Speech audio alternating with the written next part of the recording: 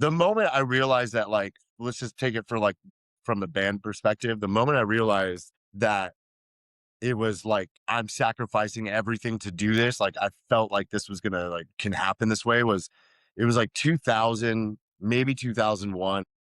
And that band From Autumn to Ashes was coming out to the West Coast and they like AOL'd me or something like that. And like, we're like, hey, like, can you book some shows for us and play some shows? I'm like, yeah, fuck yeah, let's do it.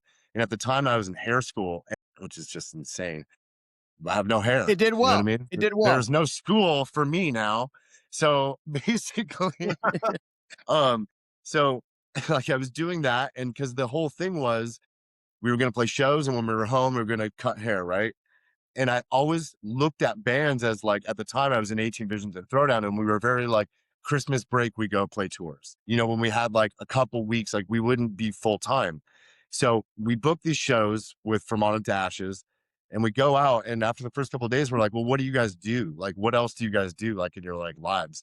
And they're like, we just do this. I'm like, whoa, like really? I mean, dude, there's only like 30 people at these shows. How can you just do this? And they're like, well, we just said, if we stay on the fucking road, we know we can make enough to pay like our minimal bills, our rent, whatever the fuck your bill is, car Mhm. payment, whatever. Fill in You the know what I blank. mean? Yeah. The flip phone.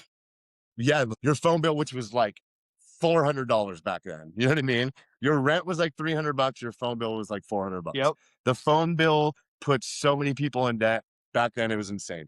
So basically, like that was a moment where I like was so inspired by it, and I'm like, dude, like we could do this. You know what I mean? And this was like, we weren't even what like year was on this, Brandon? Trustkill yet. Like we were just getting it going.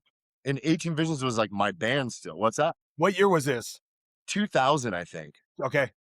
It was like early on. So like maybe we just put the record out on Indecision, but yeah, it was early. And that was like an eye opener. And I said to the band, I'm like, what if we do what they do? Like, what if we just said, fuck it, quit school, quit our jobs, and we'll just stay booked and keep going. And everybody was just like, yeah. And I'm like, fuck, all right. So it was just kind of like one of these things where like from like the age of 20, like I was just like, I'm going with this. Like it's full steam ahead. Like, you know, there's no turning back now.